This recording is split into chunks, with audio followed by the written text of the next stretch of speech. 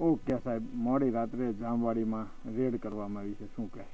જામવાડીની અંદર જે આજુબાજુ ગેરકાયદેસર જે કાર્બોસેલના કૂવાઓ ચાલતા હોય છે, એ રાત્રે જે મજૂરો છે, મજૂરો એ ક્યાંથી ખરેખર રહે છે. આમ તો ઘણા બધા મજૂરો છે એ આપણે જે પોતપોતાના વતનમાં રવાના કર્યા, પણ હજુ પણ ક્યાંક ના ક્યાંક સંતાઈ રહ્યા હોય તો એવી એક કોલોની મળી આવેલી છે. અને એ કોલોની છે એ જે જામવાડીની અંદર જે લીજ છે, જેના સર્વે નંબર 151માં આવેલી છે, જેના લીજ હોલ્ડર છે વિઠ્ઠલભાઈ જાગાભાઈ અલગોતા.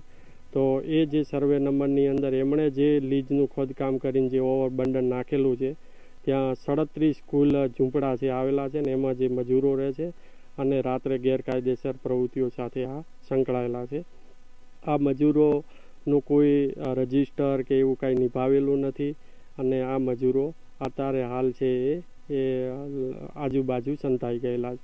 સાથે સાથે જે લીજની તપાસણી કરવામાં આવી તો લીજની અંદર હાલ પાણી છે, જે ઓપન કાસ્ટિંગ જે 2 હેક્ટર ને 2 ગુંઠા છે, તો એની અંદર પાણી ભરાયેલા છે, 60 ફૂટ પાણી ભરેલું છે, એટલે ત્યાં કોઈ કોલસો કાઢવાની કોઈ શક્યતા જ નથી. અને સાથે સાથે આ લીજ છે 2011થી મંજૂર થયેલી છે, તો અત્યાર સુધી કેટલો ખરેખર કોલસો કાઢ્યો છે, કેટલી રોયલ્ટી ઇસ્યુ થઈ છે, તે પણ એક તપાસનો વિષય છે. ને તપાસ ચાલે. કાયદેસર જે કુવા છે એમાં ચરખી પણ જોવામાં નથી આવતી, કુવામાં પાણી પણ ભરેલું છે, તો શું આ ગેરકાયદેસર ખોદકામ કરીને કરતા છે?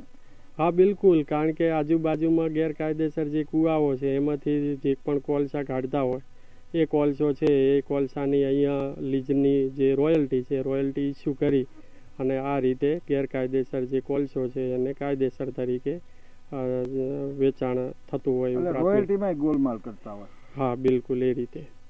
તો સાહેબ આગળ શું કાર્યવાહી છે? બસ અત્યારે અમારી ટીમો છે અને ખાણ ખનીજ વિભાગની પણ ટીમને બોલાવી અને માપણી કરવામાં આવી રહી છે.